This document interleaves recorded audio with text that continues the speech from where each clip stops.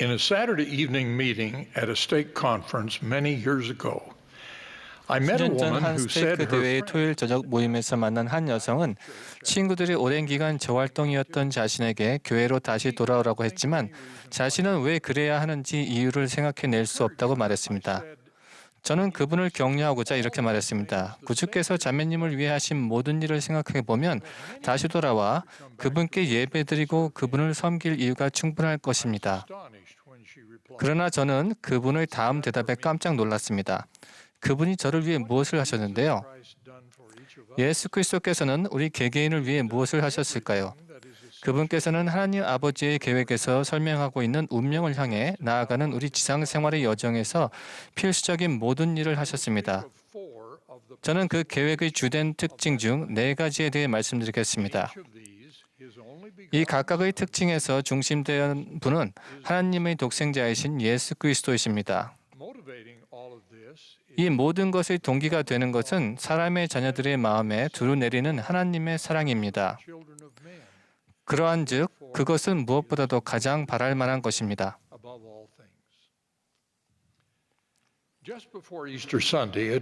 부활절 일요일 바로 전날인 오늘 예수 그리스도의 부활에 대해 가장 먼저 말씀드리는 것이 적절하다고 생각합니다. 죽음으로부터의 부활은 우리에게 위안을 심어주고 개인적인 신앙을 지탱하는 기둥입니다. 그것은 우리의 교리의 의미를, 우리의 행위의 동기를, 우리의 미래의 희망을 더해줍니다. 우리는 성경과 몰몬경에 나오는 예수 그리스도의 실제 부활에 관한 기록들을 믿기에 이와 비슷한 부활이 이 세상에 살았던 모든 필멸의 인간에게 오리라는 수많은 경전의 가르침 또한 믿습니다.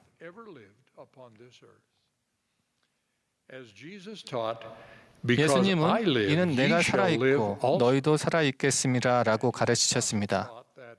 또한 그분의 사도는 죽은 자들이 썩지 아니할 것으로 다시 살아나고 이 죽을 것이 죽지 아니함을 입을 것이라고 가르쳤습니다. 그러나 부활이 우리에게 주는 것은 불멸에 대한 확신만이 아닙니다. 그것은 우리가 필멸의 삶을 바라보는 방식을 변화시킵니다.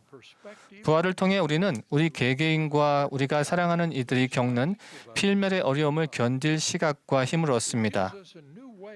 그것을 통해 우리는 선천적으로 또는 필멸의 삶 동안 후천적으로 얻는 신체적, 정신적, 정서적 결함을 새로운 방식으로 바라보게 됩니다. 또한 슬픔과 실패와 좌절을 견디는 힘을 얻습니다.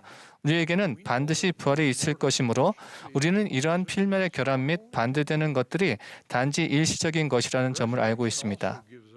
또한 부활은 우리가 필멸의 삶을 살아가는 동안 하나님의 계명을 지키려는 강력한 동기를 부여해 줍니다. 우리는 죽음에서 일어나 우리에게 예언된 최후의 심판대로 나아갈 때 부활한 자들에게 약속된 가장 큰 축복을 받을 자격을 가지시기를 원합니다. 이 밖에도 부활하는 남편, 아내, 자녀, 부모님과 후손을 비롯한 우리 가족과 함께할 기회를 가질 수 있다는 약속은 우리가 이 필멸의 삶 동안 가족으로서의 책임을 다하는 데 강력한 동기가 됩니다. 또한 이 생에서 우리가 함께 사랑하며 사는 데 도움이 되며 사랑하는 이들의 죽음 앞에서도 위안이 됩니다. 우리는 필멸에서의 이별은 일시적인 것임을 알며 훗날 기쁘게 다시 만날 것을 기대합니다. 부활은 우리가 그날을 기다리는 동안 인내할 수 있는 희망과 힘을 줍니다. 또한 우리가 우리 자신의 죽음을 때로 그것이 너무 이르다 해도 용기와 품위를 지니고 받아들이도록 준비시켜 줍니다. 부활의 이러한 영향력은 모두 예수 그리스도는 나를 위해 무엇을 하셨는가라는 질문에 대한 첫 번째 대답의 일부입니다. 우리 대부분에게 예수 그리스도의 속죄가 지니는 주된 의미는 바로 그것이 우리의 죄를 용서받을 기회라는 것입니다. 경배하는 마음으로 우리는 경건히 이렇게 노래합니다.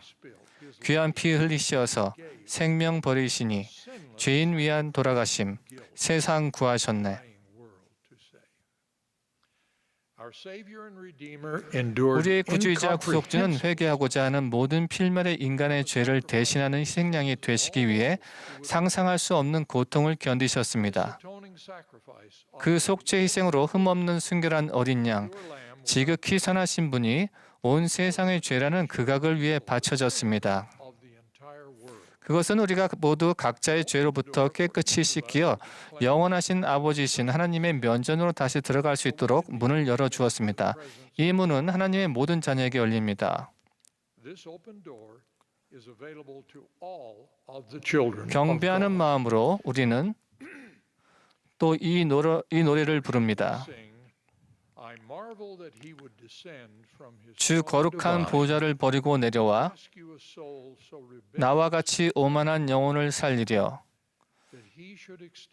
주 하나님 넓으신 사랑을 베푸사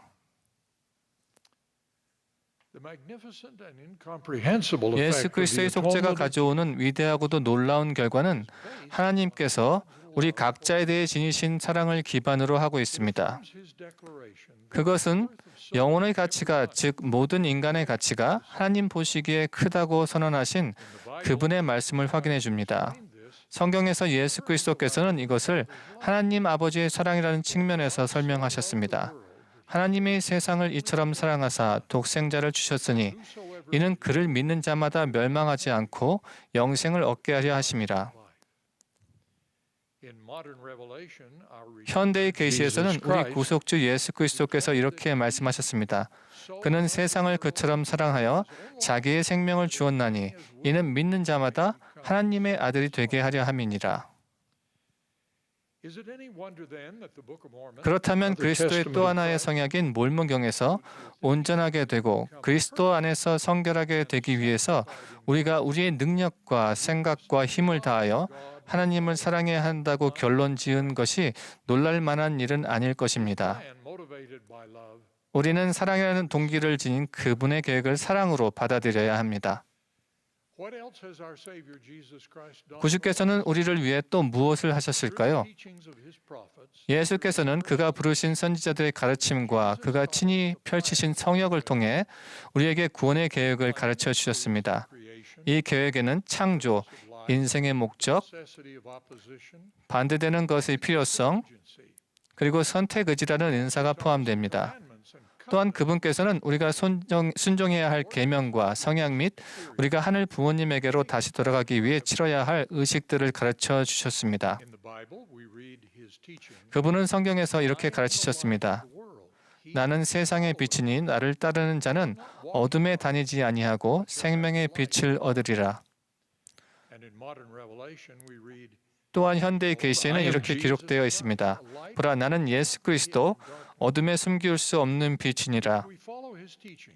우리가 그분의 가르침을 따른다면 그분은 이 생에서 우리의 여정을 비춰주시며 다음 생에서 우리의 운명을 보장해 주십니다. 그분께서는 우리를 사랑하시기에 우리에게 필멸의 세상에 속한 것들이 아니라 바로 그분께 집중하라고 하십니다. 생명의 떡에 관한 위대한 설교에서 예수께서는 이 지상에서의 삶을 지탱해 주기는 하지만 영생에는 아무 도움이 되지 않는 세상의 것에 가장 이끌리는 자들이 되지 말아야 한다고 가르치셨습니다. 예수께서는 우리에게 나를 따르라고 거듭 또 거듭하여 권유하셨습니다. 마지막으로 몰문경은 예수 그리스도께서 그분의 속죄의 일환으로 온갖 고통과 고난과 시험을 당하시리니 이는 그가 자기 백성의 고통과 질병을 짊어지리라는 말씀을 이루려 하심이라고 가르칩니다. 구주께서는 왜 지상에서 이런 온갖 어려움을 겪으셨을까요? 엘마는 그 이유를 이렇게 설명했습니다.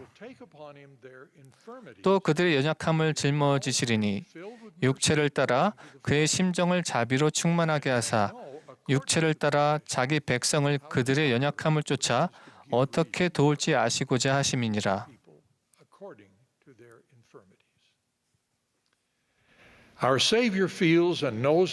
우리 구주는 우리가 겪는 유혹, 고난, 심적 고통과 괴로움을 느끼시고 아십니다. 그분이 기꺼이 그 모든 것을 속죄의 일부로 겪으셨기 때문입니다. 다른 경전들이 이것을 확인해 줍니다.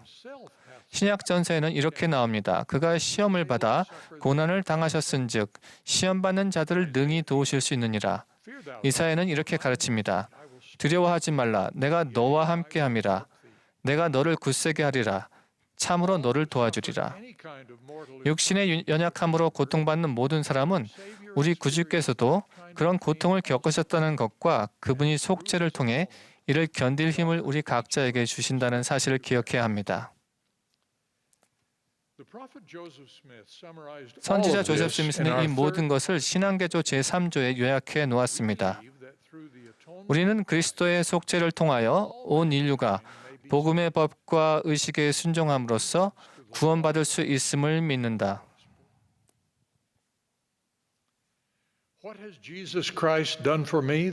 그 자매님은 예수 그리스도께서 저를 위해 무엇을 하셨는데요? 라고 물었습니다. 하나님 아버지의 계획에서 예수 그리스도는 하늘들과 땅을 창조하셔서 우리 모두가 자신의 신성한 운명을 추구하는 데 필요한 필멸의 삶을 경험하게 하셨습니다. 아버지의 계획의 일환으로 예수 그리스도는 부활하시어 죽음을 이기심으로써 우리 모두에게 불멸을 약속해 주셨습니다. 예수 그리스도의 속죄 희생은 우리 모두가 죄를 회개하고 정결한 상태로 하늘 집으로 돌아갈 수 있는 기회를 줍니다. 그분의 계명과 성약은 우리에게 그 길을 보여주며 그분의 신권은 그 운명에 도달하는 데 필수적인 의식들을 집행할 권세를 부여합니다. 구주께서는 고난 중에 있는 우리를 어떻게 도와야 할지, 어떻게 힘을 줄지 아시고자 인간의 모든 고통과 연약함을 기꺼이 겪으셨습니다. 예수 그리스도께서는 하나님의 모든 자녀를 사랑하시기에 이 모든 것을 행하셨습니다. 이 모든 것의 동기는 사랑이며 그것은 태초부터 그러했습니다. 하나님께서는 현대의 계시에서 이렇게 말씀하셨습니다. 그가 남자와 여자를 창조하시되 자기의 형상대로 자기의 모양대로 그들을 창조하시고 하나님을 사랑하고 섬겨야 한다는 계명을 그들에게 주셨느니라. 저는 이러한 간증을 드리며 우리가 구주께서 우리를 위해 하신 일을 기억하고 우리 모두가 그분을 사랑하고 섬기기를 예수 그리스도의 이름으로 간구합니다. 아멘.